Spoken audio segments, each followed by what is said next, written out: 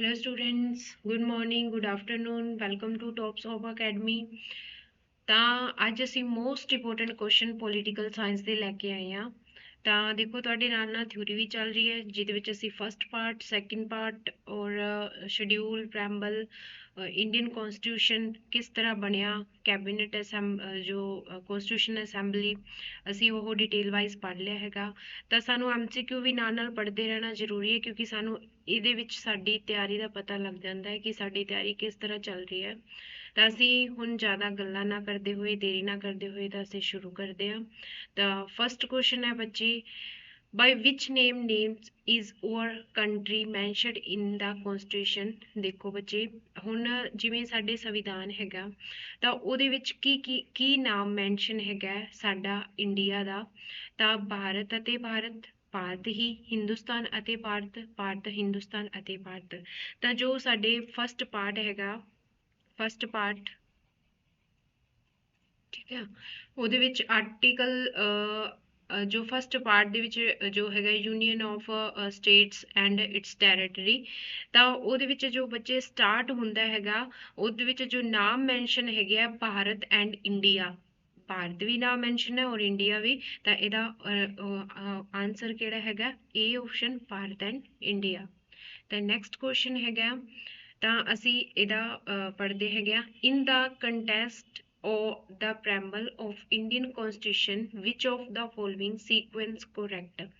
ਦੇਖੋ ਬੱਚੇ, ਪ੍ਰੈਂਬਲ ਦਾ ਕੁਐਸਚਨ ਹੈ ਕਿ ਪ੍ਰੈਂਬਲ ਦੇ ਵਿੱਚ ਜਿਹੜੇ ਵਰਡ ਕੁਝ ਕੁ ਜਦੋਂ ਸਾਡਾ ਸੰਵਿਧਾਨ ਲਾਗੂ ਹੋਇਆ ਸੀਗਾ 1950 ਦੇ ਵਿੱਚ, ਤਾਂ ਉਸ ਟਾਈਮ ਦੇ ਵਿੱਚ ਬੱਚੇ ਕਿਹੜੇ ਕਿਹੜੇ ਵਰਡ ਹੈਗੇ ਸੀ ਉਸ ਟਾਈਮ ਦੇ ਵਿੱਚ, ਸੋਵਰਨ, ਡੈਮੋਕ੍ਰੈਟਿਕ ਔਰ ਰਿਪਬਲਿਕ। ਠੀਕ ਹੈ ਬੱਚੇ, ਇਹ ਤਿੰਨ ਵਰਡ ਹੈਗੇ ਸੀਗੇ। ਬਾਅਦ ਵਿੱਚ ਜੋ ਹੈਗਾ ਸੋਸ਼ਲਿਸਟ ਐਡ ਕੀਤਾ ਗਿਆ, ਸੈਕੂਲਰ ਐਡ ਕਰਿਆ ਗਿਆ। ਤਾਂ ਉਹ ਅਸੀਂ ਦੇਖਦੇ ਹਾਂ, ਇਹ ਟੋਟਲ 5 ਵਰਡ ਹੈਗੇ ਆ। ਤਾਂ ਸੋਵਰਨ ਜਿਹੜਾ ਹੈਗਾ ਸਾਨੂੰ ਪਤਾ ਹੋਣਾ ਚਾਹੀਦਾ ਹੈ, ਅਸੀਂ ਪਹਿਲੇ ਸੀਰੀਅਲ ਵਾਈਜ਼ ਦੇਖਦੇ ਹੈਗੇ ਆ ਕਿਹੜਾ ਹੈਗਾ। ਦੇਖੋ ਰਿਪਬਲਿਕ ਵਾਲਾ ਤਾਂ ਬਿਲਕੁਲ ਹੀ ਫਸਟ ਏ ਆਪਸ਼ਨ ਤਾਂ ਬਿਲਕੁਲ ਹੀ ਗਲਤ ਹੈਗੀ ਹੈ, ਠੀਕ ਆ। ਤੇ ਸੋਵਰਨ, ਸੋਸ਼ਲਿਸਟ, ਜੋ ਡੈਮੋਕ੍ਰੈਟਿਕ, ਇਹ ਵੀ ਗਲਤ ਹੈ ਕਿਉਂਕਿ ਉਹ ਜੋ ਹੈਗੀ ਹੈ, ਤੁਹਾਨੂੰ ਟ੍ਰਿਕ ਦੱਸਦੀ ਹਾਂ, SSSDR, ਠੀਕ ਹੈ, SSSDR। ਤਾਂ ਰਾਈਟ ਆਪਸ਼ਨ ਇਜ਼ ਡੀ। ਦੇਖੋ ਹੁਣ ਇਹ ਵੀ ਕੁਐਸਚਨ ਬਣਦਾ ਹੈ ਕਿ ਸੋਵਰਨ ਪਹਿਲੇ ਆਏਗਾ ਜਾਂ ਸੋਸ਼ਲਿਸਟ ਪਹਿਲੇ ਆਏਗਾ। ਤਾਂ ਤੁਹਾਨੂੰ ਮੈਂ ਪ੍ਰੈਂਬਲ ਦੇ ਲੈਕਚਰ ਦੇ ਵਿੱਚ ਵੀ ਇਹ ਚੰਗੀ ਤਰ੍ਹਾਂ ਦੱਸਿਆ ਸੀਗਾ। ਦੇਖੋ SO ਫਿਰ SE ਮਤਲਬ sovereign, socialist, secular, democratic, republic. Okay, ਤਾਂ ਇਹ ਸਾਡੇ ਲਈ ਜੋ ਟ੍ਰਿਕ ਸਾਡੇ ਵਧੀਆ ਕੰਮ ਆਏਗੀ। ਤਾਂ ਹੁਣ ਇਹ ਵਰਡ ਕਦੋਂ ਲਈ, ਤੇ ਸੋਵਰਨ ਜੋ ਹੈ 15 ਅਗਸਤ 1947 ਦੇ ਵਿੱਚ, ਸੋਸ਼ਲਿਸਟ ਜਿਹੜਾ ਹੈਗਾ 42nd ਅਮੈਂਡਮੈਂਟ ਹੋਈ ਸੀ 1976 ਦੇ ਵਿੱਚ, ਇਹ ਵੀ 42nd ਅਮੈਂਡਮੈਂਟ 1976 ਦੇ ਵਿੱਚ, ਡੈਮੋਕ੍ਰੈਟਿਕ 1950 ਦੇ ਵਿੱਚ ਔਰ ਰਿਪਬਲਿਕ ਵੀ 1950 ਦੇ ਵਿੱਚ ਲਿਆ ਗਿਆ ਹੈ। ਉਮੀਦ ਹੈ ਵਧੀਆ ਕੁਐਸਚਨ ਸਮਝ ਆ ਗਿਆ ਹੋਵੇਗਾ। ਨੈਕਸਟ ਚੱਲਦੇ ਹਾਂ ਜੀ। ਨੈਕਸਟ ਕੁਐਸਚਨ ਹੈਗਾ ਬੱਚੇ, ਇਹਦੇ ਵਿੱਚ liberty of thought, expression, believe, faith and worship, ਇਹ ਸਾਰਾ ਮਤਲਬ ਪ੍ਰੈਂਬਲ ਦੇ ਵਿੱਚ ਦਿੱਤਾ ਹੈ। ਕਹਿੰਦੇ we the people of India having solemnly resolved to constitute India into a sovereign, socialist, secular, democratic republic, ਜਿਹੜੇ ਅਸੀਂ ਪਿੱਛੇ ਪੜ੍ਹੇ ਆ, and to secure to all its citizens justice, ਜਿਹੜਾ ਹੈਗਾ social, economic and political, liberty of thought, expression, belief, faith and worship, equality of status and जो tend promote among them all, fraternity, assuring the dignity of the individuals and unity and the integrity of the nation। ਮਤਲਬ ਇਹ ਕਹਿੰਦੇ ਹੈਗੇ ਆ ਕਿ ਜਿਹੜਾ adopt, enact and give to our self that ਜੋ constitution ਹੈ extend to 26th day of January 1950, 26th day of November 1940। ਤਾਂ ਜਿਹੜੇ ਬੱਚੇ ਆ ਹੈਗੇ ਨਾ ਵਰਡ, ਮਤਲਬ ਇਹ ਜਿਹੜਾ ਵੀ ਕੁਛ ਹੈਗਾ ਕਹਿੰਦੇ hereby, adopt, enact and give to, ਅਸੀਂ ਆਪਣੇ ਆਪ ਨੂੰ ਕਦੋਂ ਦਿੱਤਾ, ਅਡੋਪਟ ਕਦੋਂ ਕੀਤਾ, ਅਨੈਕਟ ਕਦੋਂ ਕੀਤਾ, ਤਾਂ ਅਸੀਂ ਕਦੋਂ ਦਿੱਤਾ ਹੈਗਾ ਬੱਚੇ, ਤਾਂ 26 ਨਵੰਬਰ 26 ਨਵੰਬਰ 1949 ਦੇ ਵਿੱਚ ਇਹਦਾ ਰਾਈਟ ਆਨਸਰ ਹੈਗਾ, ਤਾਂ 26 ਡੇ ਆਫ ਨਵੰਬਰ, ਤਾਂ ਇਹਦਾ B is right answer. Next question ਹੈਗਾ, what was the exact constitutional status of the Indian Republic on 20 January 1950 when the constitution came into force। देखो ये यूपीएससी मेंस ਦੇ ਵਿੱਚ 2009 ਦੇ ਵਿੱਚ ਆਇਆ ਹੋਇਆ ਕੁਐਸਚਨ। ਇਹ ਕੀ ਕਹਿੰਦਾ ਹੈ, ਕਹਿੰਦੇ 26 ਜਨਵਰੀ 1950 ਨੂੰ ਜਦੋਂ ਸੰਵਿਧਾਨ ਲਾਗੂ ਹੋਇਆ ਤਾਂ ਭਾਰਤੀ ਗਣਰਾਜ ਦੀ ਸਹੀ ਸੰਵਿਧਾਨਿਕ ਸਥਿਤੀ ਕੀ ਸੀਗੀ। ਦੇਖੋ ਜਦੋਂ 26 ਜਨਵਰੀ 1950 ਦੇ ਵਿੱਚ ਸੰਵਿਧਾਨ ਲਾਗੂ ਹੋਇਆ ਸੀਗਾ ਤਾਂ ਉਸ ਟਾਈਮ ਜੋ ਕਿਹੜੇ ਵਰਡ ਹੈਗੇ ਸੀਗੇ, ਅ ਸੋਵਰਨ ਡੈਮੋਕ੍ਰੈਟਿਕ ਰਿਪਬਲਿਕ, ਅ ਡੈਮੋਕ੍ਰੈਟਿਕ ਰਿਪਬਲਿਕ, ਅ ਸੋਵਰਨ ਸੈਕੂਲਰ ਡੈਮੋਕ੍ਰੈਟਿਕ। ਹੁਣ ਜਿਵੇਂ ਸੈਕੂਲਰ ਵਰਡ ਤਾਂ ਵੈਸੇ 1976 ਦੇ ਵਿੱਚ ਲਿਆ, ਇਹ ਗਲਤ ਆਪਸ਼ਨ ਹੈ। ਸੋਵਰਨ ਸੋਸ਼ਲਿਸਟ, ਇਹ ਵੀ ਗਲਤ ਹੈਗਾ ਆਪਸ਼ਨ। ਹੁਣ ਡੈਮੋਕ੍ਰੈਟਿਕ ਰਿਪਬਲਿਕ, ਵੇਖੋ ਡੈਮੋਕ੍ਰੈਟਿਕ 1950 ਦੇ ਵਿੱਚ ਔਰ ਰਿਪਬਲਿਕ 1950 ਦੇ ਵਿੱਚ, ਸੋਵਰਨ ਲਿਆ 1947 ਦੇ ਵਿੱਚ। ਤਾਂ ਉਹਨਾਂ ਨੇ 1950 ਤੱਕ ਕਿਹਾ ਕਿ ਜਦੋਂ ਸੰਵਿਧਾਨ ਲਾਗੂ ਹੋਇਆ ਤਾਂ ਉਸ ਟਾਈਮ ਕਿਹੜੇ ਜੋ ਸ਼ਬਦ ਹੈਗੇ ਸੀਗੇ, ਤਾਂ ਕੀ ਹੈਗਾ ਸੀ, a sovereign democratic republic. Next question, which one of the following describe India secular state। ਕਹਿੰਦੇ ਹੇਠਾਂ ਦਿੱਤੇ ਵਿੱਚੋਂ ਕਿਹੜਾ ਭਾਰਤ ਧਰਮ ਨਿਰਪੱਖ ਰਾਜ ਦਾ ਵਰਣਨ ਕਰਦਾ ਹੈ। Fundamental rights, preamble of the constitution, 9th schedule, directive principles of state policy। ਦੇਖੋ ਇਹਦੇ ਵਿੱਚ ਹੁਣ preamble of the constitution, preamble ਦੇ ਵਿੱਚ ਜੋ ਹੈਗਾ secular word ਦਾ use ਕੀਤਾ ਗਿਆ। ਤਾਂ secular ਦਾ meaning ਕੀ ਹੈ ਕਿ ਭਾਰਤੀ ਸੰਵਿਧਾਨ ਦਾ ਕੋਈ ਧਰਮ ਨਹੀਂ ਹੈ, ਵੈਸੇ ਧਰਮ ਬਹੁਤ ਹੈਗੇ ਆ ਤਾਂ ਉਹ ਸਾਰੇ ਹੀ ਧਰਮਾਂ ਦਾ ਇੱਕੋ ਜਿਹਾ ਬਰਾਬਰ ਸਨਮਾਨ ਕਰਦਾ ਹੈ। ਨੈਕਸਟ ਕੁਐਸਚਨ ਹੈਗਾ, which one of the following words was not included in the preamble of the Indian Constitution in 1975 ਦੇ ਵਿੱਚ। 1975 ਮਤਲਬ ਜਦੋਂ ਐਡ 1976 ਦੇ ਵਿੱਚ ਕਿਹੜੇ ਸ਼ਬਦ ਜਿਹੜੇ ਹੈਗੇ ਆ ਜੋ ਪ੍ਰਸਤਾਵਨਾ ਦੇ ਵਿੱਚ ਸ਼ਾਮਲ ਨਹੀਂ ਕੀਤੇ ਗਏ ਸੀਗੇ, ਫਰੈਟਰਨਿਟੀ, ਸੋਵਰਨ, ਇਕੁਐਲਿਟੀ, ਇੰਟੈਗ੍ਰਿਟੀ। ਹੁਣ ਦੇਖੋ ਬੱਚੇ ਇਹਦੇ ਵਿੱਚ ਮੈਂ ਤੁਹਾਨੂੰ ਦੋ ਗੱਲਾਂ ਦੱਸਦੀ ਹਾਂ। ਆਪਾਂ ਹੁਣ ਫਰਾਂਸ ਦੀ ਕ੍ਰਾਂਤੀ ਇੱਕ ਪਾਸੇ ਲੈ ਲਈਏ, ਰਸ਼ੀਆ, ਠੀਕ ਹੈ। ਤਾਂ ਫਰਾਂਸ ਦੀ 1789 ਦੇ ਵਿੱਚ ਇੱਥੋਂ ਆਪਾਂ ਤਿੰਨ ਵਰਡ ਚੱਕੇ, ਇਹਨਾਂ ਤੋਂ ਜੋ ਪ੍ਰੇਰਿਤ ਹੋ ਗਏ। ਤਿੰਨ ਵਰਡ ਕਿਹੜੇ ਹੈਗੇ ਸੀਗੇ, FEL, ਫੈਲ, ਫਰੈਟਰਨਿਟੀ मतलब भाईचारा, और इक्वालिटी समानता, और एल ते लिबर्टी। ठीक है, ये तीन वर्ड चक्के। और असी जो रशिया तो चक्के तो यदी भी जो ट्रिक हैगी है JESP, justice, economic, social, economic, social और पॉलिटिकल। ठीक है, ਹੁਣ ਦੇਖੋ ਬੱਚੇ ਇਹਦੇ ਵਿੱਚ ਹੁਣ ਅਸੀਂ ਕਿਹੜਾ ਸਹੀ ਆਨਸਰ ਕਰਾਂਗੇ।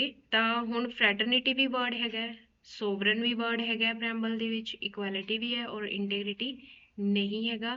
ਤਾਂ ਇਹਦਾ D ਇਜ਼, ਉਹਨਾਂ ਨੇ ਕਿਹਾ ਕਿ 1975 ਦੇ ਵਿੱਚ 1970। ਹੁਣ ਸੋਵਰਨ ਜਿਹੜਾ ਹੈਗਾ ਨਹੀਂ ਬੱਚੇ, ਇੰਟੈਗ੍ਰਿਟੀ ਵੀ ਐਡ ਹੈਗਾ। ਹੁਣ ਫਰੈਟਰਨਿਟੀ 1976 ਦੇ ਵਿੱਚ ਜੋੜਿਆ ਗਿਆ। ਸੋਵਰਨ ਜਿਹੜਾ ਹੈਗਾ ਉਹ 1947 15 ਅਗਸਤ 1947 ਨੂੰ ਹੀ ਸਾਨੂੰ ਸ਼ਬਦ ਦੇ ਦਿੱਤਾ ਗਿਆ ਸੀਗਾ, ਕਿਉਂਕਿ ਸੋਵਰਨ ਦਾ ਮੀਨਿੰਗ ਹੈਗਾ ਕਿ ਸ਼ਾਸਨ ਜੋ ਹੈਗਾ मतलब इंडिया ही करेगा, अपने आप शासन इंडिया ही करेगा। इक्वालिटी ਜਿਹੜੀ ਹੈਗੀ ਉਹ ਵੀ 1976 ਦੇ ਵਿੱਚ ਜੋੜਿਆ ਗਿਆ। ਔਰ ਇੰਟੀਗ੍ਰਿਟੀ ਵਰਡ ਜਿਹੜਾ ਪਹਿਲਾਂ ਜਿਵੇਂ ਯੂਨੀਅਨ ਆਫ ਨੇਸ਼ਨ ਸੀਗਾ, ਪਹਿਲੇ ਹੈਗਾ ਸੀ ਨਾ ਯੂਨੀਅਨ ਆਫ ਨੇਸ਼ਨ, ਜਦੋਂ ਸਾਡਾ ਦੇਸ਼ ਆਜ਼ਾਦ ਹੋਇਆ ਯੂਨੀਅਨ ਆਫ ਨੇਸ਼ਨ ਸੀ ਵਰਡ। ਠੀਕ ਹੈ, ਜਦੋਂ 26 ਜਨਵਰੀ 1950 ਦੇ ਵਿੱਚ ਸੰਵਿਧਾਨ ਲਾਗੂ ਹੋਇਆ ਸੀ ਉਸ ਟਾਈਮ ਆਹ ਵਾਲੇ ਵਰਡ ਸੀਗੇ, ਪਰ ਨਾਲ ਐਂਡ ਇੰਟੀਗ੍ਰਿਟੀ ਜਿਹੜਾ ਵਰਡ ਜੋੜਿਆ ਗਿਆ, ਇੰਟੀਗ੍ਰਿਟੀ ਜਿਹੜਾ ਨਾਲ ਵਰਡ ਜੋੜਿਆ ਗਿਆ 1976 ਦੇ ਵਿੱਚ ਜੋੜਿਆ ਗਿਆ, ਤਾਂ ਕਰਕੇ ਇਹ ਵੀ ਵਰਡ ਹੈਗਾ। ਤਾਂ ਇਹਦਾ ਰਾਈਟ ਆਨਸਰ ਕਿਹੜਾ ਹੈਗਾ, ਸੋਵਰਨ, ਜਿਹੜਾ ਕਿ ਬੱਚੇ ਹੈਗਾ 1947 ਦੇ ਵਿੱਚ ਲਿਆ ਗਿਆ। ਤਾਂ ਅੱਗੇ ਚੱਲਦੇ ਆ ਜੀ। ਭਾਰਤੀ ਸੰਵਿਧਾਨ ਦੀ ਪ੍ਰਸਤਾਵਨਾ ਵਿੱਚ ਭਾਰਤ ਨੂੰ ਕਿਸ ਰੂਪ ਵਿੱਚ ਘੋਸ਼ਿਤ ਕੀਤਾ ਗਿਆ, ਮਤਲਬ ਪ੍ਰਸਤਾਵਨਾ ਦੇ ਵਿੱਚ ਭਾਰਤ ਨੂੰ ਕਿਸ ਰੂਪ ਵਿੱਚ ਘੋਸ਼ਿਤ ਕੀਤਾ ਗਿਆ, ਅ sovereign, socialist, secular, democratic republic. ਠੀਕ ਹੈ, ਆ ਇਹਦਾ answer C is right answer. Next ਹੈਗਾ ਭਾਰਤੀ ਸੰਵਿਧਾਨ ਦੀ ਪ੍ਰਸਤਾਵਨਾ ਚ ਸਹੀ ਹੈ। ਅੱਗੇ ਹੈਗਾ ਸਮਾਜਵਾਦੀ ਸ਼ਬਦ ਨੂੰ ਭਾਰਤੀ ਸੰਵਿਧਾਨ ਦੀ ਪ੍ਰੈਂਬਲ ਦੇ ਵਿੱਚ ਕਿਸ ਸੋਧ ਦੁਆਰਾ ਲਿਆਂਦਾ ਗਿਆ ਹੈ। ਠੀਕ ਹੈ, ਤਾਂ ਕਿਹੜੀ ਸੋਧ ਦੁਆਰਾ ਲਿਆਂਦਾ ਗਿਆ? 32 ਜੋ ਅਮੈਂਡਮੈਂਟ ਹੋਈ ਸੀਗੀ, 42nd 44th ਜਾਂ 74। ਵੇਖੋ 32 ਜੋ ਹੈਗਾ ਪ੍ਰੈਂਬਲ ਦੇ ਵਿੱਚ ਅਮੈਂਡਮੈਂਟ ਹੋਈ ਨਹੀਂ ਗੀ, ਨਾ 44 ਹੋਈ ਨਾ 74 ਹੋਈ, ਤਾਂ 42nd ਅਮੈਂਡਮੈਂਟ ਦੇ ਵਿੱਚ 1976 ਦੇ ਵਿੱਚ ਸੋਸ਼ਲਿਸਟ ਵਰਡ ਨੂੰ ਲਿਆਂਦਾ ਗਿਆ, ਜਿਹਦੇ ਵਿੱਚ ਜੋ ਹੈਗਾ SIS ਜਿਹੜਾ ਹੈਗਾ ਸੋਸ਼ਲਿਸਟ ਇੰਟੀਗ੍ਰਿਟੀ ਔਰ ਸੈਕੂਲਰ ਵਰਡ ਜੋੜੇ ਗਏ ਸੀਗੇ। ਨੈਕਸਟ ਹੈਗਾ the words socialist and secular were entered in the preamble to the constitution by the ਕਹਿੰਦੇ ਸਮਾਜਵਾਦੀ ਤੇ ਸੈਕੂਲਰ ਸ਼ਬਦ ਜਿਹੜੇ ਹੈਗੇ ਆ ਉਹ ਕਿਹੜੀ ਅਮੈਂਡਮੈਂਟ ਦੇ ਵਿੱਚ ਸ਼ਾਮਿਲ ਕੀਤੇ ਗਏ ਸੀ? ਤਾਂ 42nd ਅਮੈਂਡਮੈਂਟ ਦੇ 1976 ਦੇ ਵਿੱਚ ਸ਼ਾਮਿਲ ਕੀਤੇ ਗਏ ਸੀਗੇ।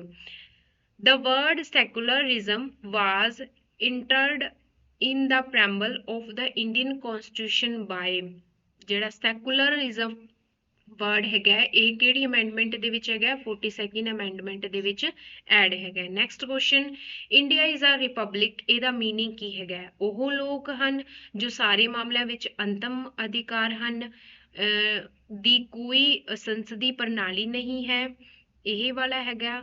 ਜਾਂ ਭਾਰਤ ਵਿੱਚ ਕੋਈ ਖਾਨਦਾਨੀ ਸ਼ਾਸਕ ਨਹੀਂ ਹਨ, ਜਾਂ ਭਾਰਤ ਰਾਜਾਂ ਦਾ ਸੰਘ ਹੈ। ਕਹਿੰਦੇ ਰਿਪਬਲਿਕ ਦਾ ਇੱਕ ਗਣਰਾਜ ਦਾ ਮੀਨਿੰਗ ਕੀ ਹੈਗਾ? ਤਾਂ there are no hereditary rulers in India.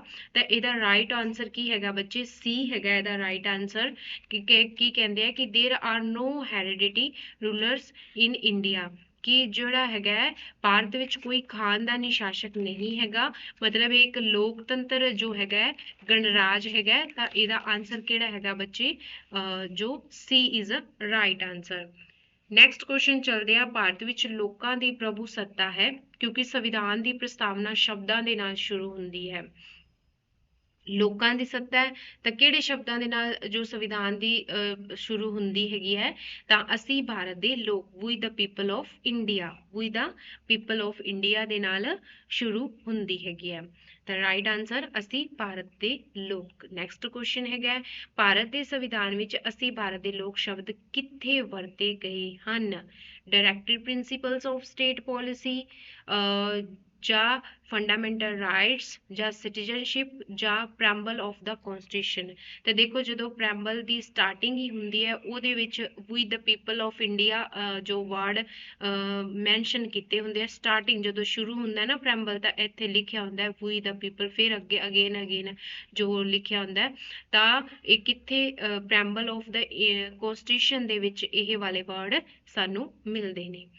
all persons completely and equally are human, this principle is known as, ਕਹਿੰਦੇ ਸਾਰੇ ਵਿਅਕਤੀ ਪੂਰੀ ਤਰ੍ਹਾਂ ਅਤੇ ਬਰਾਬਰ ਮਨੁੱਖ ਹਨ, ਇਸ ਸਿਧਾਂਤ ਨੂੰ ਕਿਹਾ ਜਾਂਦਾ ਹੈ ਯੂਨੀਵਰਸਲਿਜ਼ਮ, ਹੋਲਿਜ਼ਮ, ਜਾਂ ਸੋਸ਼ਲਿਜ਼ਮ, ਜਾਂ ਇੰਟਰੈਕਸ਼ਨਲਿਜ਼ਮ। ਤਾਂ ਕਹਿੰਦੇ ਕਿ ਸਾਰੇ ਵਿਅਕਤੀ ਪੂਰੀ ਤਰ੍ਹਾਂ ਬਰਾਬਰ ਮਨੁੱਖ ਹੈਗੇ ਆ, ਤਾਂ ਇਹ ਕੀ ਹੈਗਾ? ਇੱਕ ਯੂਨੀਵਰਸਲਿਜ਼ਮ ਹੈ ਜਿਹਦੇ ਵਿੱਚ ਸਭ ਨੂੰ ਬਰਾਬਰ ਜੋ ਕਿਹਾ ਗਿਆ ਹੈਗਾ। ਨੈਕਸਟ ਕੁਐਸਚਨ ਹੈਗਾ, ਭਾਰਤ ਵਿੱਚ ਧਰਮ ਨਿਰਪੱਖ ਸ਼ਬਦ ਦਾ ਹੇਠ ਲਿਖਿਆਂ ਵਿੱਚੋਂ ਕਿਹੜਾ ਸਹੀ ਪ੍ਰਗਟਾਵਾ ਹੈ? ਜਿਹੜਾ ਧਰਮ ਨਿਰਪੱਖ ਮਤਲਬ ਸੈਕੂਲਰ ਹੈਗੇ ਆ, ਤਾਂ ਉਹ ਕੀ ਕਹਿੰਦਾ ਹੈ?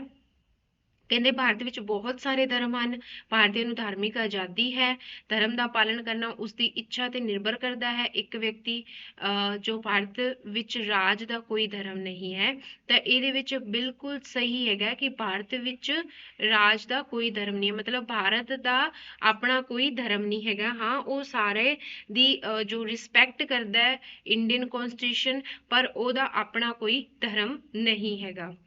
ਨੈਕਸਟ ਕੁਐਸਚਨ ਹੈਗਾ ਬੱਚੇ, ਹੇਠ ਲਿਖਿਆਂ ਵਿੱਚੋਂ ਕਿਹੜਾ ਸ਼ਬਦ ਭਾਰਤ ਦੇ ਸੰਵਿਧਾਨ ਦੀ ਪ੍ਰਸਤਾਵਨਾ ਦੇ ਵਿੱਚ ਨਹੀਂ ਹੈਗਾ? ਬਹੁਤ ਸੋਹਣਾ ਕੁਐਸਚਨ ਹੈਗਾ ਕਿ ਜੋ ਪ੍ਰੈਂਬਲ ਹੈਗਾ ਉਹਦੇ ਵਿੱਚ ਕਿਹੜਾ ਵਰਡ ਨਹੀਂ ਹੈਗਾ? ਸੋਸ਼ਲਿਸਟ ਬਿਲਕੁਲ ਹੈਗਾ, ਠੀਕ ਹੈ, ਸੈਕੂਲਰ ਵੀ ਹੈਗਾ, ਸੋਵਰਨ ਵੀ ਹੈਗਾ, ਜਿਹੜਾ ਪਬਲਿਕ ਵੈਲਫੇਅਰ ਹੈਗਾ ਇਹ ਨਹੀਂ ਹੈਗਾ। ਬਾਕੀ ਦੇਖੋ ਜਿਵੇਂ ਸੋਸ਼ਲਿਸਟ ਹੈਗਾ ਇਹ 42nd ਅਮੈਂਡਮੈਂਟ 1976 ਦੇ ਵਿੱਚ ਜੋੜਿਆ ਗਿਆ, ਸੈਕੂਲਰ ਵੀ 1976 ਦੇ ਵਿੱਚ ਜੋੜਿਆ ਗਿਆ, ਔਰ ਸੋਵਰਨ ਜੋ ਹੈਗਾ 15 ਅਗਸਤ 1947 ਨੂੰ ਜੋੜਿਆ ਗਿਆ ਸੀਗਾ, ਔਰ ਪਬਲਿਕ ਵੈਲਫੇਅਰ ਨਹੀਂ ਹੈਗਾ ਇਹਦੇ ਵਿੱਚ ਵਰਡ। ਨੈਕਸਟ ਕੁਐਸਚਨ ਹੈ, ਭਾਰਤ ਦੇ ਸੰਵਿਧਾਨ ਦੀ ਪ੍ਰਸਤਾਵਨਾ ਵਿੱਚ ਹੇਠ ਲਿਖਿਆਂ ਵਿੱਚੋਂ ਕਿਹੜੀ ਆਜ਼ਾਦੀ ਨਹੀਂ ਹੈ? ਪ੍ਰਸਤਾਵਨਾ ਵਿੱਚ ਹੇਠ ਲਿਖੇ ਵਿੱਚ ਕਿਹੜੀ ਆਜ਼ਾਦੀ ਨਹੀਂ ਹੈ?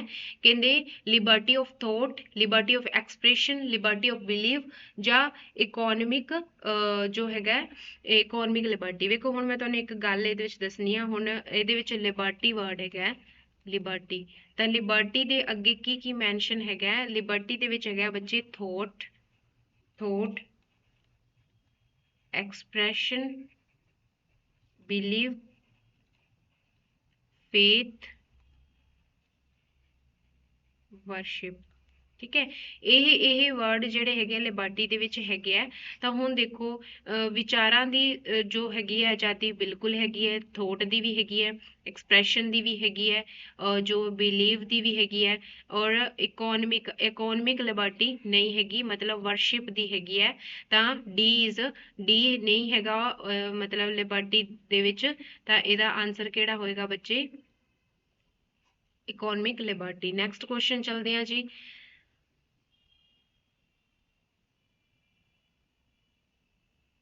ਨੈਕਸਟ ਕੁਐਸਚਨ ਹੈ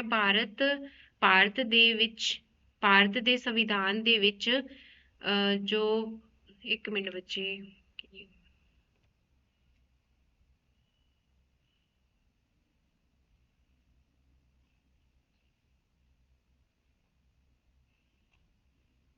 ਚਲੋ ਆਪਾਂ ਇਸ ਤਰ੍ਹਾਂ ਹੀ ਚੱਲਦੇ ਹਾਂ। ਭਾਰਤ ਦੇ ਸੰਵਿਧਾਨ ਦੀ ਪ੍ਰਸਤਾਵਨਾ ਦੇ ਸੰਬੰਧ ਵਿੱਚ ਹੇਠ ਲਿਖਿਆਂ ਵਿੱਚੋਂ ਕਿਹੜਾ ਸੱਚ ਹੈ?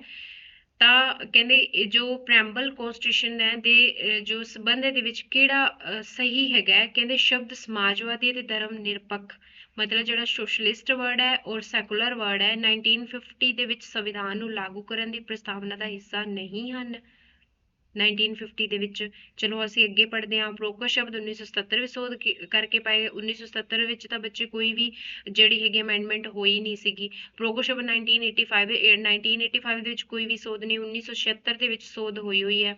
ਠੀਕ ਹੈ, ਇਹ ਦੋਵੇਂ ਸ਼ਬਦ ਪ੍ਰਸਤਾਵਨਾ ਦਾ ਹਿੱਸਾ ਨਹੀਂ, ਇਹ ਵੀ ਗਲਤ ਹੈ। ਤਾਂ A is a right answer. ਕਹਿੰਦੇ ਕਿ ਸਮਾਜਵਾਦੀ ਤੇ ਜਿਹੜਾ ਮਤਲਬ ਸੋਸ਼ਲਿਸਟ ਤੇ ਜਿਹੜਾ ਸੈਕੂਲਰ ਵਰਡ ਹੈ ਨਾ, ਇਹ 1950 ਦੇ ਟਾਈਮ ਨਹੀਂ ਸੀ। ਬਿਲਕੁਲ ਸਹੀ ਹੈ, ਕਿਉਂਕਿ ਸਮਾਜਵਾਦੀ ਜਿਹੜਾ ਹੈਗਾ 1976 ਦੇ ਵਿੱਚ ਹੈਗਾ ਔਰ ਸੈਕੂਲਰ ਵਰਡ ਵੀ 1976 ਦੇ ਵਿੱਚ ਜਦੋਂ ਸੰਵਿਧਾਨ ਲਾਗੂ ਕੀਤਾ ਉਸ ਟਾਈਮ ਇਹ ਵਰਡ ਨਹੀਂ ਹੈਗੇ ਸੀਗੇ। ਤਾਂ ਨੈਕਸਟ ਕੁਐਸਚਨ ਚੱਲਦੇ ਹਾਂ। ਭਾਰਤੀ ਸੰਵਿਧਾਨ ਦੇ ਕਿਹੜੇ ਹਿੱਸੇ ਨੂੰ ਸੰਵਿਧਾਨ ਦੀ ਆਤਮਾ ਦੱਸਿਆ ਗਿਆ ਹੈ? ਸੰਵਿਧਾਨ ਦੀ ਆਤਮਾ ਕਿਹੜੇ ਹਿੱਸੇ ਨੂੰ ਦੱਸਿਆ ਗਿਆ ਬੱਚੇ? ਹੁਣ ਦੇਖੋ ਸੰਵਿਧਾਨ ਦੀ ਆਤਮਾ, ਠੀਕ ਹੈ, ਇਹ ਦੱਸਿਆ ਗਿਆ ਪ੍ਰੈਂਬਲ ਨੂੰ। ਇਹ ਕਿਹਨੂੰ ਦੱਸਿਆ ਗਿਆ? ਪ੍ਰੈਂਬਲ ਨੂੰ। ਹੁਣ ਦੇਖੋ ਆਤਮਾ ਦੱਸਿਆ ਕਿੰਨੇ ਹੈ? ਆਤਮਾ ਜਿਹੜਾ ਵਰਡ ਕਿਸਨੇ ਦੱਸਿਆ ਹੈਗਾ? ਤਾਂ ਠਾਕੁਰਦਾਸ ਪਾਰਗਰ ਨੇ। ਠੀਕ ਹੈ, ਉਸ ਤਰ੍ਹਾਂ ਹੀ ਜੇ ਆਈਡੀ ਕਾਰਡ ਹੈਗਾ ਉਹ ਪਾਲਕੀਵਾ, ਠੀਕ ਹੈ, ਉਹਨਾਂ ਨੇ ਦੱਸਿਆ ਹੈਗਾ।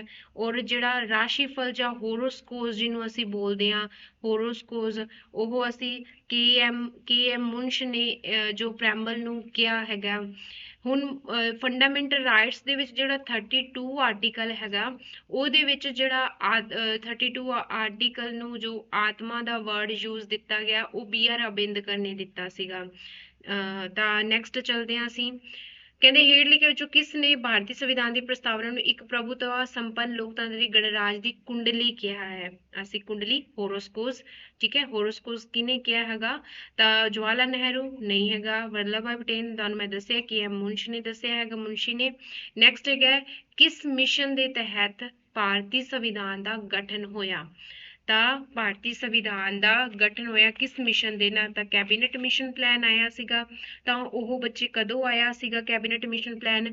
ਤਾਂ 1946 ਦੇ ਵਿੱਚ ਆਇਆ। ਤਾਂ ਸਾਨੂੰ ਇਹਦੀ ਡੇਟ ਵੀ ਪਤਾ ਹੋਣੀ ਚਾਹੀਦੀ ਹੈ, 16 ਮਈ 1946 ਦੇ ਵਿੱਚ ਆਇਆ ਕੈਬਨਿਟ ਮਿਸ਼ਨ ਪਲਾਨ। ਜਿਹਦੇ ਵਿੱਚ ਕੈਬਨਿਟ ਮਿਸ਼ਨ ਪਲਾਨ ਕੌਣ, ਵੈਸੇ ਸਾਨੂੰ ਪਤਾ ਹੋਣਾ ਚਾਹੀਦਾ PM ਹੈਗਾ ਸੀਗਾ UK ਦਾ ਕਲੀਮੈਂਟ ਐਟਲੀ। ਠੀਕ ਹੈ, ਤਾਂ ਜੋ 3 ਪਰਸਨ ਲੈ ਕੇ ਆਏ ਸੀਗੇ ਜੋ ਮਤਲਬ ਕੈਬਨਿਟ ਮਿਸ਼ਨ ਪਲਾਨ, ਤਾਂ ਕੌਣ ਹੈਗੇ ਸੀਗੇ? ਪੈਥਿਕ ਲੋਰੈਂਸ, AV ਅਲੈਗਜ਼ੈਂਡਰ, ਜੋ ਅਲੈਗਜ਼ੈਂਡਰ ਹੈਗਾ। ਠੀਕ ਹੈ, ਨੈਕਸਟ ਹੈਗਾ ਸਰ ਸਟੈਨਫੋਰਡ ਕਿਰਪਸ। ਠੀਕ ਹੈ। ਇਹ 3 ਪਰਸਨ ਹੈਗੇ ਸੀਗੇ ਜਿਹੜੇ ਕੈਬਨਿਟ ਮਿਸ਼ਨ ਪਲਾਨ ਲੈ ਕੇ ਆਏ। ਇਹ ਯੂਕੇ ਤੋਂ ਹੈਗੇ ਸੀਗੇ, ਕੈਬਨਿਟ ਦੇ ਨਾਲ ਰਿਲੇਟ ਸੀਗੇ, ਤਾਂ ਕਰਕੇ ਕੈਬਨਿਟ ਮਿਸ਼ਨ ਪਲਾਨ ਰੱਖਿਆ ਗਿਆ 1946। ਤਾਂ ਇਹਨਾਂ ਦੇ ਹੀ ਮਸ਼ਵਰੇ ਦੇ ਨਾਲ ਜਿਹੜੇ ਕਿ ਕੌਂਸਟੀਟਿਊਸ਼ਨ ਅਸੈਂਬਲੀ ਬਣੀ ਹੈਗੀ। ਤਾਂ ਸਭ ਤੋਂ ਪਹਿਲੇ ਸਾਨੂੰ ਕੁਐਸਚਨ ਇਹੀ ਪੁੱਛਿਆ ਗਿਆ ਕਿ ਭਾਰਤੀ ਸੰਵਿਧਾਨ ਦਾ ਗਠਨ ਕਦੋਂ ਹੋਇਆ? 16 ਮਈ 1946 ਦੇ ਵਿੱਚ। ਅੱਗੇ ਗਿਆ ਸੰਵਿਧਾਨ ਸਭਾ ਦੇ ਮੈਂਬਰਾਂ ਦੀ ਕੁੱਲ ਗਿਣਤੀ ਕਿੰਨੀ ਸੀ? ਜਦੋਂ ਸੰਵਿਧਾਨ ਸਭਾ ਬਣੀ ਸੀ ਤਾਂ ਉਸ ਟਾਈਮ 389 ਜੋ ਹੈਗਾ ਮੈਂਬਰਾਂ ਦੀ ਗਿਣਤੀ ਸੀਗੀ। ਨੈਕਸਟ ਕੁਐਸਚਨ ਹੈ ਸੰਵਿਧਾਨ ਸਭਾ ਦੀ ਪਹਿਲੀ ਮੀਟਿੰਗ ਕਦੋਂ ਹੋਈ? ਦੇਖੋ ਬੱਚੇ, ਜਦੋਂ ਸੰਵਿਧਾਨ ਸਭਾ ਦੀ ਪਹਿਲੀ ਮੀਟਿੰਗ ਹੋਈ ਸੀਗੀ ਉਹ 9 ਦਸੰਬਰ 1946 ਦੇ ਵਿੱਚ ਹੋਈ ਸੀ। ਇਹਦੇ ਵਿੱਚ ਕੀ ਹੋਇਆ ਸੀਗਾ? ਜੋ ਟੈਂਪਰੇਰੀ ਪ੍ਰੈਜ਼ੀਡੈਂਟ ਰੱਖਿਆ ਗਿਆ ਸੀਗਾ, ਟੈਂਪਰੇਰੀ ਪ੍ਰੈਜ਼ੀਡੈਂਟ ਬਣਾਏ ਗਏ ਸੀਗੇ, ਤਾਂ ਕਿਹਨਾਂ ਨੂੰ ਬਣਾਏ ਗਏ ਸੀਗੇ? ਸਚਿਦਾਨੰਦ ਸਿਨਹਾ ਨੂੰ। ਸਚਿਦਾਨੰਦ ਸਿਨਹਾ, ਠੀਕ ਹੈ। ਸਚਿਦਾਨੰਦ ਸਿਨਹਾ ਨੂੰ ਜਿਹੜੇ ਹੈਗੇ ਟੈਂਪਰੇਰੀ ਪ੍ਰੈਜ਼ੀਡੈਂਟ ਬਣਾਇਆ ਗਿਆ ਸੀਗਾ। ਤਾਂ ਨੈਕਸਟ ਕੁਐਸਚਨ ਹੈਗਾ ਸੰਵਿਧਾਨ ਸਭਾ ਦੀ ਦੂਸਰੀ ਮੀਟਿੰਗ ਕਦੋਂ ਹੋਈ? ਦੇਖੋ ਬੱਚੇ, ਸੰਵਿਧਾਨ ਸਭਾ ਦੀ ਦੂਸਰੀ ਮੀਟਿੰਗ ਕਦੋਂ ਹੋਈ? 11 ਦਸੰਬਰ 1946 ਦੇ ਵਿੱਚ। ਇਹਦੇ ਵਿੱਚ ਕੀ ਹੋ ਗਿਆ? ਪਰਮਾਨੈਂਟ ਪ੍ਰੈਜ਼ੀਡੈਂਟ ਬਣਾਇਆ ਗਿਆ। ਤਾਂ ਕਿਹਨਾਂ ਨੂੰ ਬਣਾਇਆ ਗਿਆ? ਡਾਕਟਰ ਰਾਜਿੰਦਰ ਪ੍ਰਸਾਦ ਨੂੰ।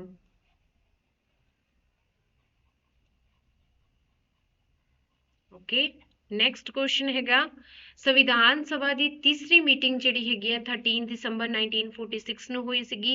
ਇਹਦੇ ਵਿੱਚ ਮੋਸਟ ਇੰਪੋਰਟੈਂਟ ਜੋ ਹੈਗਾ ਪੰਡਿਤ ਜਵਾਹਰ ਲਾਲ ਨਹਿਰੂ ਵੱਲੋਂ ਪ੍ਰੈਂਬਲ ਨੂੰ ਪੇਸ਼ ਕੀਤਾ ਗਿਆ ਸੀਗਾ, ਜਿਹੜਾ ਅੱਗੇ ਜਾ ਕੇ ਜਿਹੜਾ ਹੈਗਾ ਸਾਡਾ ਪ੍ਰੈਂਬਲ ਦਾ ਰੂਪ ਧਾਰਦਾ ਹੈ। ਤਾਂ ਉੱਥੇ ਉਦੇਸ਼ ਪ੍ਰਸਤਾਵ ਰੱਖਿਆ ਸੀਗਾ, ਠੀਕ ਹੈ। ਪ੍ਰੈਂਬਲ ਵਰਡ ਉੱਥੇ ਨਹੀਂ ਹੈਗਾ ਸੀ, ਉੱਥੇ ਆਬਜੈਕਟਿਵ ਰਿਜ਼ੋਲੂਸ਼ਨ ਸੀਗਾ ਵਰਡ, ਆਬਜੈਕਟਿਵ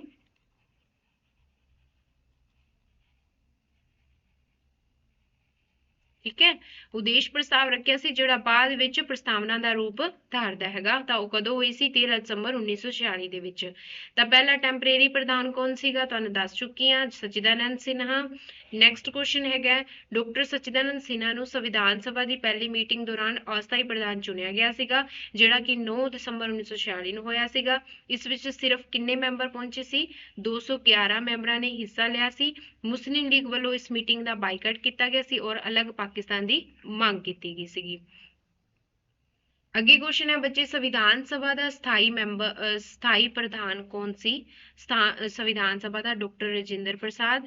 ਨੈਕਸਟ ਕੁਐਸਚਨ ਹੈਗਾ ਡਾਕਟਰ ਰਾਜਿੰਦਰ ਪ੍ਰਸਾਦ ਨੂੰ 11 ਦਸੰਬਰ 1946 ਸੰਵਿਧਾਨ ਸਭਾ ਦੀ ਦੂਸਰੀ ਮੀਟਿੰਗ ਦੌਰਾਨ ਸਥਾਈ ਪ੍ਰਧਾਨ ਚੁਣਿਆ ਗਿਆ ਅਤੇ ਇਹ ਸੰਚਾਲਨ ਕਮੇਟੀ ਦੇ ਵੀ ਪ੍ਰਧਾਨ ਸਨ। ਦੇਖੋ ਸਾਡੇ ਕੋਲ ਫਾਈਨੈਂਸ ਕਮੇਟੀ ਦੇ ਪੁੱਛਦੇ ਆ, ਫਾਈਨੈਂਸ ਕਮੇਟੀ, ਠੀਕ ਹੈ, ਔਰ ਸਟੀਅਰਿੰਗ ਕਮੇਟੀ, ਫਲੈਗ ਕਮੇਟੀ, ਇਹਨਾਂ ਦੇ ਜੋ ਪ੍ਰਧਾਨ ਕੌਣ ਸੀਗੇ? ਡਾਕਟਰ ਰਾਜਿੰਦਰ ਪ੍ਰਸਾਦ। ਠੀਕ ਹੈ ਜੀ। ਨੈਕਸਟ ਕੁਐਸਚਨ ਹੈਗਾ ਸੰਵਿਧਾਨ ਦੀ ਡਰਾਫਟਿੰਗ ਕਮੇਟੀ ਦੇ ਪ੍ਰਧਾਨ ਕੌਣ ਸੀਗੇ?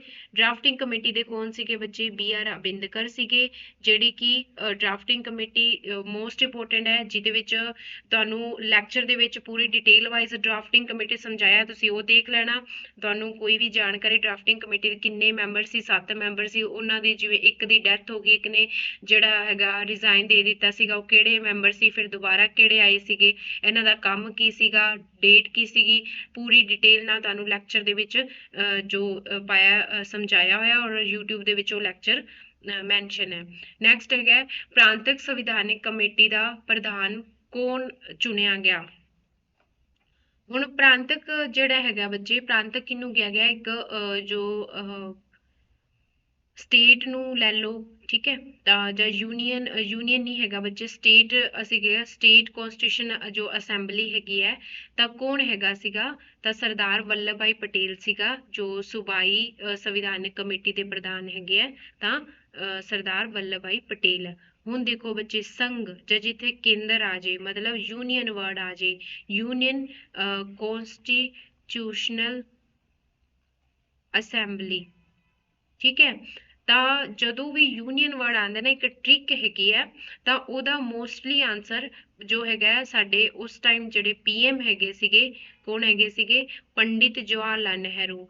ਤਾਂ ਮੋਸਟ ਆਂਸਰ ਬੱਚੇ ਇਹਦਾ ਇਹੀ ਹੈ, ਜਵਾਹਰ ਲਾਲ ਨਹਿਰੂ, ਜਵਾਹਰ ਲਾਲ ਨਹਿਰੂ। ਕਿਉਂਕਿ ਨਾ ਕਮੇਟੀਜ਼ ਦੇ ਵਿੱਚੋਂ ਕੁਐਸਚਨਸ ਜ਼ਰੂਰ ਆਉਂਦਾ ਹੈਗਾ ਕੇਡਰ ਦੇ ਵਿੱਚ, ਤਾਂ ਸਾਨੂੰ ਪਤਾ ਹੋਣਾ ਚਾਹੀਦਾ। ਇਹ ਕੋਈ ਐਵੇਂ ਨਹੀਂ ਹੈਗਾ ਕਿ ਮਾਸਟਰ ਕੇਡਰ ਦੇ ਲਈ ਹੀ ਇਹ ਕੁਐਸਚਨ ਇੰਪੋਰਟੈਂਟ ਹੈਗੇ ਆ। ਆਲ ਕੰਪੀਟੀਟਿਵ ਜਿਹੜੇ ਵੀ ਐਗਜ਼ਾਮ ਹੈਗੇ ਆ, ਉਹਨਾਂ ਸਾਰਿਆਂ ਦੇ ਲਈ ਇਹ ਮੋਸਟ ਇੰਪੋਰਟੈਂਟ ਕੁਐਸਚਨਸ ਹੈਗੇ ਆ, ਤੁਹਾਡੇ ਲਈ ਹੈਲਪਫੁਲ ਹੋਣਗੇ, ਤਾਂ ਇਹਨੂੰ ਕੋਈ ਵੀ ਕਰ ਸਕਦਾ। ਤਾਂ ਇਹਦੇ ਲਈ ਹੁਣ ਪੰਡਿਤ ਜਵਾਹਰ ਲਾਲ ਨਹਿਰੂ ਜੋ ਹੈਗਾ ਇਹਦਾ ਆਪਸ਼ਨ ਸਹੀ ਹੈਗਾ। ਜਿੱਥੇ ਵੀ ਯੂਨੀਅਨ ਵਰਡ ਆ ਜਾਂਦਾ ਜੋ ਅਸੈਂਬਲੀ ਦੇ ਰਿਲੇਟ, ਤਾਂ ਉਹਦਾ ਪੰਡਿਤ ਜਵਾਹਰ ਲਾਲ ਨਹਿਰੂ ਆਂਸਰ ਹੋਏਗਾ।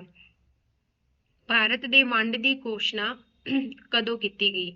ਤਾਂ ਕਦੋਂ ਕੀਤੀ ਗਈ ਸੀ ਬੱਚੇ? 15 ਅਗਸਤ 1947 ਨੂੰ ਕੀਤੀ ਗਈ ਸੀਗੀ। ਤਾਂ ਨੈਕਸਟ ਹੈਗਾ ਭਾਰਤ ਆਜ਼ਾਦੀ ਦਿਵਸ ਮਨਾਇਆ ਗਿਆ 15 ਅਗਸਤ 1947। ਸੰਵਿਧਾਨ ਸਭਾ ਦਾ ਪੁਨਰਗਠਨ ਕਦੋਂ ਕੀਤਾ ਗਿਆ? ਸੰਵਿਧਾਨ ਸਭਾ, ਹਾਂ ਇਹਦੇ ਵਿੱਚ ਮੇਨ ਹੈਗਾ, ਦੇਖੋ ਬੱਚੇ, ਹੁਣ ਜਿਹੜੀ ਕੌਂਸਟੀਟਿਊਸ਼ਨ ਅਸੈਂਬਲੀ ਹੈਗੀ ਸੀ, ਕੌਂਸਟੀਟਿਊਸ਼ਨਲ ਅਸੈਂਬਲੀ, ਠੀਕ ਹੈ, ਇਹ ਜੋ ਬਣੀ 1946 ਦੇ ਵਿੱਚ ਬਣੀ ਸੀਗੀ। ਤਾਂ ਤਕਰੀਬਨ ਜਿਹੜੇ ਹੈਗੇ ਆ ਸੈਸ਼ਨ ਹੋਏ, ਜਿਹੜੇ ਕਿ ਇੱਥੋਂ 2 ਸਾਲ 11 ਮਹੀਨੇ 18 ਦਿਨ ਦੇ ਵਿੱਚ ਸਾਡਾ ਸੰਵਿਧਾਨ ਇਹਨਾਂ ਨੇ ਕਮੇਟੀ ਇਹਨਾਂ ਨੇ ਤਿਆਰ ਕਰ ਦਿੱਤਾ ਸੀਗਾ।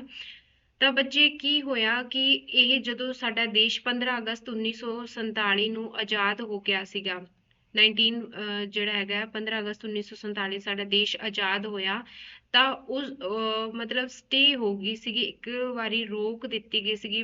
ਫਿਰ ਇਹ ਦੁਬਾਰਾ ਜਿਹੜਾ ਹੈਗਾ ਇਹਦਾ ਪੁਨਰਗਠਨ ਹੋਇਆ ਸੀ ਸੰਵਿਧਾਨ ਸਭਾ ਦਾ। ਤਾਂ ਉਹ ਕਦੋਂ ਹੋਇਆ ਸੀਗਾ? 31 ਅਕਤੂਬਰ 1947 ਨੂੰ ਹੋਇਆ ਸੀਗਾ। ਕਿਸ ਟਾਈਮ ਹੋਇਆ ਸੀਗਾ ਬੱਚੇ? 31 ਅਕਤੂਬਰ 1947 ਨੂੰ ਜਿਹੜਾ ਹੈਗਾ ਸੰਵਿਧਾਨ ਸਭਾ ਦਾ ਪੁਨਰਗਠਨ ਕੀਤਾ ਗਿਆ ਸੀਗਾ। ਅੱਗੇ ਕੁਐਸਚਨ ਹੈਗਾ, ਆ ਦੇਖੋ, ਦੇਸ਼ ਦੀ ਵੰਡ ਕਾਰਨ ਸੰਵਿਧਾਨ ਸਭਾ ਦੇ ਮੈਂਬਰਾਂ ਦੀ ਗਿਣਤੀ ਘਟ ਗਈ ਸੀ, ਜਿਸ ਕਾਰਨ ਦੁਆਰਾ ਫਿਰ ਤੋਂ ਸੰਵਿਧਾਨਕ ਸਭਾ ਦਾ ਗਠਨ ਕੀਤਾ ਗਿਆ। ਇਸ ਵਿੱਚ ਸੰਵਿਧਾਨ ਸਭਾ ਮੈਂਬਰਾਂ ਦੀ ਗਿਣਤੀ ਕਿੰਨੀ ਸੀਗੀ? 299 ਸੀਗੀ। ਠੀਕ ਹੈ। ਸੰਵਿਧਾਨ ਸਭਾ ਦੁਆਰਾ ਰਾਸ਼ਟਰੀ ਝੰਡਾ ਕਦੋਂ ਅਪਣਾਇਆ ਗਿਆ? ਦੇਖੋ ਜੀ, ਹੁਣ ਸੰਵਿਧਾਨ ਸਭਾ ਨੇ ਰਾਸ਼ਟਰੀ ਝੰਡਾ ਕਦੋਂ ਅਪਣਾਇਆ ਸੀਗਾ, ਇਸ ਬਾਰੇ ਸਾਨੂੰ ਪਤਾ ਹੋਣਾ ਚਾਹੀਦਾ ਹੈਗਾ। ਤਾਂ 22 ਜੁਲਾਈ 1947 ਦੇ ਵਿੱਚ ਜਿਹੜਾ ਹੈਗਾ ਰਾਸ਼ਟਰੀ ਝੰਡਾ ਅਪਣਾਇਆ ਗਿਆ ਸੀਗਾ।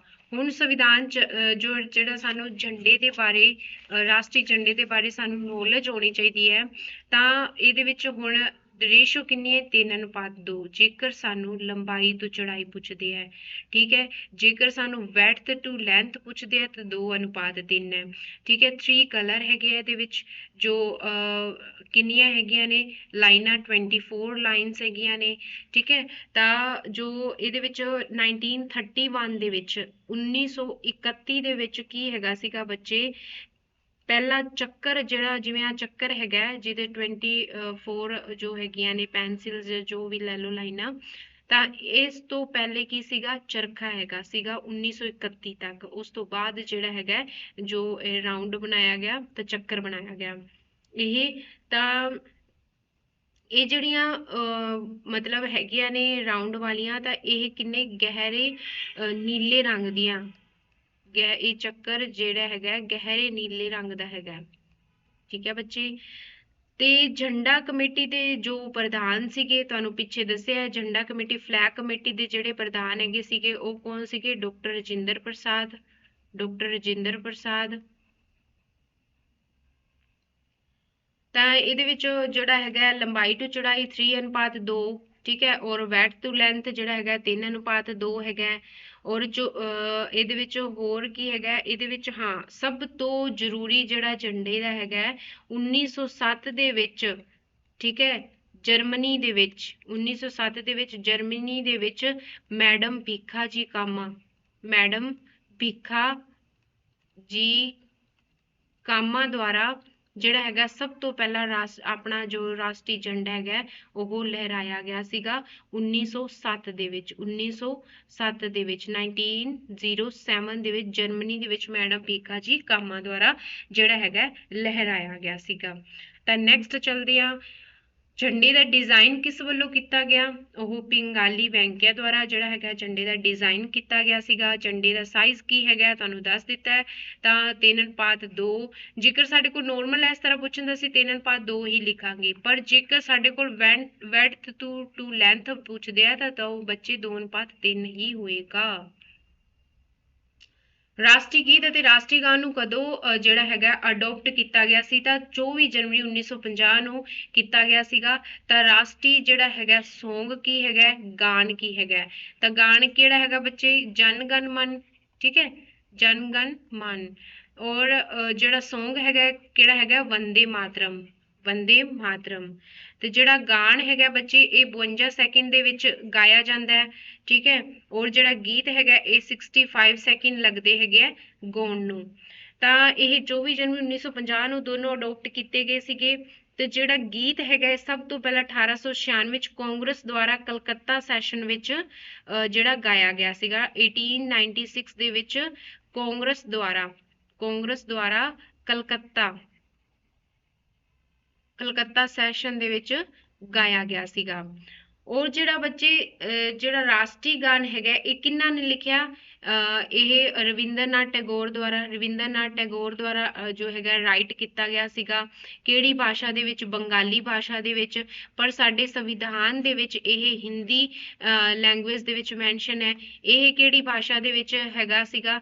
ਸੰਸਕ੍ਰਿਤ ਭਾਸ਼ਾ ਦੇ ਵਿੱਚ ਹੈਗਾ ਸੀਗਾ ਬੱਚੇ, ਠੀਕ ਹੈ। ਤੇ ਕਿੰਨੇ ਦੁਆਰਾ ਜਿਹੜਾ ਲਿਖਿਆ ਗਿਆ ਸੀਗਾ? ਸ਼੍ਰੀ ਅਰਵਿੰਦੋ ਨੇ ਤਾਂ ਇਹਨੂੰ ਇੰਗਲਿਸ਼ ਵਿੱਚ ਕਨਵਰਟ ਕੀਤਾ ਸੀਗਾ, ਠੀਕ ਹੈ। ਬੰਕਿਮ ਚੰਦਰ ਚੈਟਰਜੀ,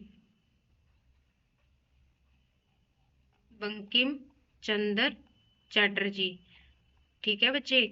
ਔਰ ਇਹਨੂੰ ਇੰਗਲਿਸ਼ ਦੇ ਵਿੱਚ ਕਨਵਰਟ ਕਿਹਨੇ ਕੀਤਾ? ਸ਼੍ਰੀ ਅਰਵਿੰਦੋ ਦੁਆਰਾ ਜਿਹੜਾ ਹੈਗਾ ਇਹਨਾਂ ਨੂੰ ਇੰਗਲਿਸ਼ ਵਿੱਚ ਕਨਵਰਟ ਕੀਤਾ ਗਿਆ ਸੀਗਾ। ਤਾਂ ਅਸੀਂ ਨੈਕਸਟ ਚੱਲਦੇ ਹਾਂ ਬੱਚੇ। ਜਨ ਗਣ ਮਨ ਕਿਹੜਾ ਹੈਗਾ? ਰਾਸ਼ਟਰੀ ਗਾਨ ਸਾਡਾ ਜਨ ਗਣ ਮਨ ਹੈਗਾ। ਨੈਕਸਟ ਹੈਗਾ ਬੱਚੇ, ਹੁਣ ਦੇਖੋ 27 ਦਸੰਬਰ 1921 ਨੂੰ ਜਿਹੜਾ ਹੈਗਾ ਕਾਂਗਰਸ ਨੇ ਕਲਕੱਤਾ ਸੈਸ਼ਨ 1921 ਨਹੀਂ ਹੈਗਾ ਇੱਥੇ ਬੇਟੇ, 1931 ਹੈਗਾ, ਸੰਮੇਲਨ ਦੁਆਰਾ ਗਾਇਆ ਗਿਆ ਜਿਹੜਾ ਹੈਗਾ ਰਾਸ਼ਟਰੀ ਗਾਨ ਰਵਿੰਦਰਨਾਥ ਟੈਗੋਰ ਦੁਆਰਾ ਜਿਹੜਾ ਹੈਗਾ ਲਿਖਿਆ ਗਿਆ 52 ਸੈਕਿੰਡ ਵਿੱਚ ਗਾਇਆ ਗਿਆ ਸੀਗਾ।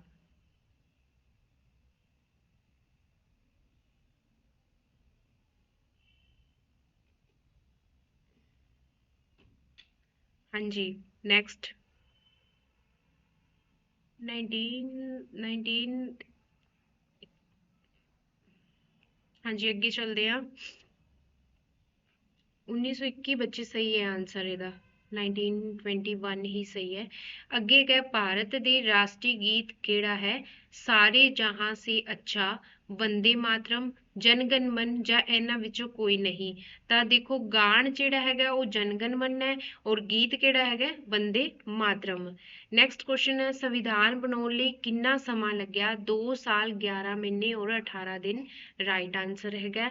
ਨੈਕਸਟ ਕੁਐਸਚਨ ਹੈ 11 ਬੈਠਕਾਂ ਹੋਈਆਂ ਸੀਗੀਆਂ ਜਿਹਦੇ ਵਿੱਚ ਬੱਚੇ 2 ਸਾਲ 11 ਮਹੀਨੇ 18 ਦਿਨ ਲੱਗੇ ਸੀਗੇ ਔਰ ਜ਼ਿਆਦਾਤਰ 1935 ਦੇ ਐਕਟ ਦੇ ਵਿੱਚੋਂ ਜਿਹੜਾ ਆਪਣਾ ਸੰਵਿਧਾਨ ਹੈਗਾ ਉਹ ਲਿਆ ਗਿਆ ਸੀਗਾ। ਸੰਵਿਧਾਨ ਦੇ ਨਿਰਮਾਣ ਲਈ ਕਿੰਨਾ ਖਰਚ ਹੋਇਆ ਸੀਗਾ? ਲਗਭਗ 64 ਲੱਖ ਰੁਪਏ ਜਿਹੜਾ ਹੈਗਾ ਸੰਵਿਧਾਨ ਦੇ ਨਿਰਮਾਣ ਦੇ ਲਈ ਲੱਗਿਆ ਸੀਗਾ। ਮੁੱਢਲੇ ਸੰਵਿਧਾਨ ਦੀ ਬਣਤਰ ਕੀ ਬਣਤਰ ਸੀਗੀ?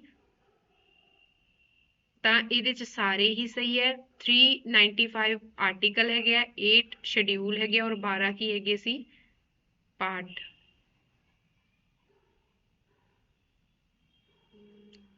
ਆਰਟੀਕਲ 395 ਔਰ 8 ਜਿਹੜੇ ਹੈਗੇ ਆ ਸ਼ਡਿਊਲ ਹੈਗੇ ਆ, ਪਾਰਟ ਤਾਂ ਬੱਚੇ 22 ਜਿਹੜੇ ਹੈਗੇ ਆ ਉਸ ਟਾਈਮ, ਹੁਣ ਤਾਂ 25 ਹੈਗੇ ਆ ਜਿਹੜਾ ਹੈਗਾ। ਤਾਂ ਇਹਦੇ ਵਿੱਚ ਸਾਰੀਆਂ ਆਪਸ਼ਨਸ ਹੀ ਸਹੀ ਹੈਗੀਆਂ ਨੇ। ਤਾਂ ਭਾਰਤ ਦੇ ਪਹਿਲਾ ਰਾਸ਼ਟਰਪਤੀ ਕੌਣ ਬਣਿਆ? ਭਾਰਤ ਦਾ ਪਹਿਲਾ ਰਾਸ਼ਟਰਪਤੀ ਕੌਣ ਬਣਿਆ ਸੀਗਾ? ਤਾਂ ਡਾਕਟਰ ਰਾਜਿੰਦਰ ਪ੍ਰਸਾਦ ਜੀ ਜਿਹੜੇ ਭਾਰਤ ਦੇ ਪਹਿਲੇ ਰਾਸ਼ਟਰਪਤੀ ਬਣੇ ਸਨ। ਤਾਂ 24 ਜਨਵਰੀ 1950 ਨੂੰ ਡਾਕਟਰ ਰਾਜਿੰਦਰ ਪ੍ਰਸਾਦ ਨੂੰ ਭਾਰਤ ਦੇ ਪਹਿਲੇ ਰਾਸ਼ਟਰਪਤੀ ਦੇ ਰੂਪ ਵਿੱਚ ਚੁਣਿਆ ਗਿਆ ਸੀਗਾ। ਮੌਜੂਦਾ ਰਾਸ਼ਟਰਪਤੀ ਹੁਣ ਨਹੀਂ ਬੱਚੇ, ਹੁਣ ਮੌਜੂਦਾ ਰਾਸ਼ਟਰਪਤੀ ਕੌਣ ਹੈਗੇ? ਸ਼੍ਰੀ ਰਾਮਨਾਥ ਕੋਵਿੰਦ ਨਹੀਂ ਹਨ। ਤਾਂ ਹੁਣ 15th ਜਿਹੜੇ ਹੈਗੇ ਆ ਪ੍ਰੈਜ਼ੀਡੈਂਟ कौन है बच्चे हुण 15 15वें प्रेजिडेंट कौन है द्रौपदी मुर्मू। ठीक है 15वें प्रेजिडेंट एक केड़े जिहड़े है एक मतलब आदिवासी है। ठीक है उड़ीसा दे ਇਹ जो गवर्नर पहले रहे सीगे। ठीक है अजकल ये प्रेजिडेंट है संथाल जिहड़ी है इन्हां दी जाति है जिहड़ा कि मतलब एक आदिवासी दे रूप दे विच है। तां उड़ीसा दे ये रहन वाले है सी और जो झारखंड दे ये गवर्नर सन। ਇਹਨਾਂ ਨੇ ਯੂਨੀਵਰਸਿਟੀ ਟੀਚਰ ਵੀ ਰਹੇ ਯੂਨੀਵਰਸਿਟੀ ਵੀ ਇਹਨਾਂ ਨੇ ਪੜਾਇਆ ਹੋਇਆ ਹੈ। ਤਾਂ ਇਹ ਦੇਸ਼ ਦੇ ਜਿੰਨੀ ਵੀ ਪ੍ਰੈਜ਼ੀਡੈਂਟ ਬਣੇ ਆ ਤੇ ਦੇਸ਼ ਦੇ ਸਭ ਤੋਂ ਜੋ ਹੈਗਾ ਘੱਟ ਉਮਰ ਦੇ ਪ੍ਰੈਜ਼ੀਡੈਂਟ ਰਹੇ ਨੇ। ਦੇਸ਼ ਦੇ ਘੱਟ ਉਮਰ ਦੇ ਕੀ ਰਹੇ ਨੇ ਪ੍ਰੈਜ਼ੀਡੈਂਟ ਰਹੇ ਨੇ। ठीक है एक ये है कि 1947 तो बाद इन्हां दा बर्थ होया हैगा ते पहले प्रेजिडेंट है जिवें नरेंद्र मोदी जी जिहड़े PM प्राइम मिनिस्टर है उन्हां दे भी जो बर्थ है 1947 तो बाद होया तो वह भी पहले प्रधानमंत्री है तो उवें ही पहले राष्ट्रपति ने जिहड़े देश आजाद तो बाद जिन्हां दा बर्थ होया हैगा। ਤਾਂ ਇਹ ਇਸ ਤਰ੍ਹਾਂ ਹੀ ਇਹਨਾਂ ਦੀ ਜਿਵੇਂ ਸਭ ਤੋਂ ਪਹਿਲਾਂ ਇਹ ਬੀਜੇਪੀ ਦੇ ਨਾਲ ਰਿਲੇਟ ਕਰਦੇ ਹੈਗੇ ਆ। ਸਭ ਤੋਂ ਪਹਿਲਾਂ ਇਹਨਾਂ ਨੇ ਜਿਵੇਂ ਪੰਚਾਇਤਾਂ ਵਿੱਚ ਪਾਰਟਿਸਿਪੇਟ ਕੀਤਾ ਸੀਗਾ ਫਿਰ ਉਸ ਤੋਂ ਬਾਅਦ ਇਹ ਬੀਜੇਪੀ ਦੇ ਅਧਿਕਸ਼ ਰਹੇ ਫਿਰ ਇਹਨਾਂ ਇਹ ਗਵਰਨਰ ਰਹੇ ਹੈਗੇ ਐਜ਼ ਅ ਟੀਚਰ ਵਜੋਂ ਜਿਹੜੇ ਯੂਨੀਵਰਸਿਟੀ ਦੇ ਵਿੱਚ ਜੋਬ ਕਰਦੇ ਸੀ ਰਮਾ ਦੇਵੀ ਯੂਨੀਵਰਸਿਟੀ ਐਵੇਂ ਜੋ ਹੈਗਾ ਸੀਗਾ ਉੱਥੇ ਕਰਦੇ ਰਹੇ। ਫਿਰ ਇਹਨਾਂ ਨੂੰ ਪ੍ਰੈਜ਼ੀਡੈਂਟ ਬਣਾਇਆ ਗਿਆ ਜਿਹੜੇ ਕਿ ਸਭ ਤੋਂ ਘੱਟ ਉਮਰ ਦੇ ਲੇਡੀ ਸਨ। ਨੈਕਸਟ ਕੁਐਸਚਨ ਹੈਗਾ ਸੰਵਿਧਾਨ ਕਦੋਂ ਬਣ ਕੇ ਤਿਆਰ ਹੋਇਆ। ਸੰਵਿਧਾਨ ਬੱਚੇ पूरा बन के रेडी कदों हो गया सी 26 नवंबर 1949 ਨੂੰ और 1950 ਦੇ ਵਿੱਚ ਜੋ ਹੈਗਾ ਇਹਨੂੰ ਲਾਗੂ ਕਰ ਦਿੱਤਾ ਸੀਗਾ। ਸੰਵਿਧਾਨ ਦਿਵਸ ਕਦੋਂ ਮਨਾਇਆ ਜਾਂਦਾ ਹੈ। ਸੰਵਿਧਾਨ ਦਿਵਸ ਕਦੋਂ ਮਨਾਇਆ ਜਾਂਦਾ ਹੈ ਤਾਂ ਬੱਚੇ 26 ਨਵੰਬਰ ਨੂੰ ਕਿਉਂਕਿ ਇਸ ਦਿਨ ਸਾਡਾ ਸੰਵਿਧਾਨ ਬਣ ਕੇ ਤਿਆਰ ਹੋ ਗਿਆ ਸੀਗਾ ਇਸ ਲਈ ਸੰਵਿਧਾਨ ਦਿਵਸ 26 ਨਵੰਬਰ ਨੂੰ ਮਨਾਇਆ ਜਾਂਦਾ ਹੈ। ਸੰਵਿਧਾਨ ਕਦੋਂ ਲਾਗੂ ਹੋਇਆ। संविधान 26 जनवरी 1950 ਨੂੰ लागू हो गया। संविधान अंदर जिहड़ी अमेंडमेंट है किस आर्टिकल दे धारा ते कीती गई सीगी। संविधान मतलब आर्टिकल केड़ा हैगा भी संविधान दा सोध कर सकते हैं 368।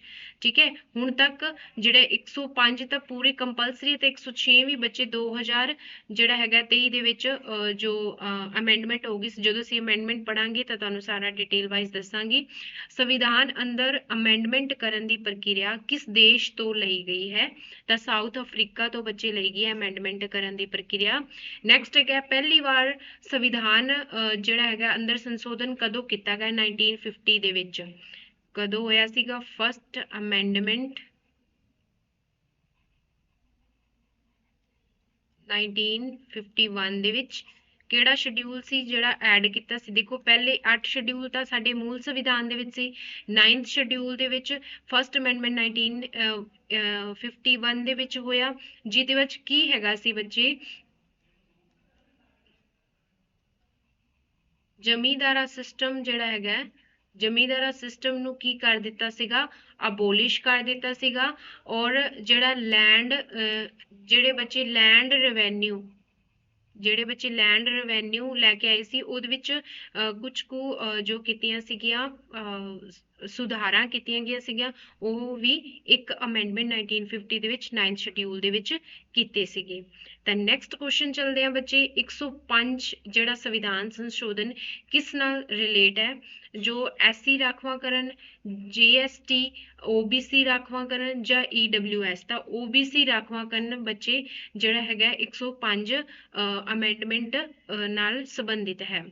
ਤਾਂ ਇਹਦੇ ਨਾਲ ਹੀ ਸਾਡਾ ਲੈਕਚਰ ਅੱਜ ਦਾ ਖਤਮ ਹੁੰਦਾ ਹੈ। ਉਮੀਦ ਹੈ ਤੁਹਾਨੂੰ ਪੋਲੀਟੀਕਲ ਦੇ ਤੁਹਾਡੇ ਲਈ ਮੋਸਟ ਹੈਲਪਫੁਲ ਕੁਐਸਚਨ ਹੋਣਗੇ। ਤਾਂ ਇਹ ਬੱਚੇ ਕੇਡਰ ਲਈ ਨਾ ਹੋ ਕੇ ਅਸੀਂ ਸਾਰੇ ਇਹ ਕੰਪੀਟੀਟਿਵ ਐਗਜ਼ਾਮ ਲਈ ਜ਼ਰੂਰੀ ਨੇ। ਤਾਂ ਤੁਸੀਂ ਸਾਡੇ ਚੈਨਲ ਨੂੰ ਸਬਸਕ੍ਰਾਈਬ ਕਰ ਲੈਣਾ ਤਾਂ ਅਸੀਂ ਐਵੇਂ ਹੀ ਵਧੀਆ ਕੁਐਸਚਨ ਪਾਉਂਦੇ ਰਵਾਂਗੇ ਟੌਪਿਕ ਪਾਉਂਦੇ ਰਵਾਂਗੇ ਜੋ ਕਿ ਤੁਹਾਡੇ ਪੇਪਰਸ ਲਈ ਕਾਫੀ ਹੈਲਪਫੁਲ ਹੋਣਗੇ। ਥੈਂਕ ਯੂ ਬੱਚੇ ਟੇਕ ਕੇਅਰ।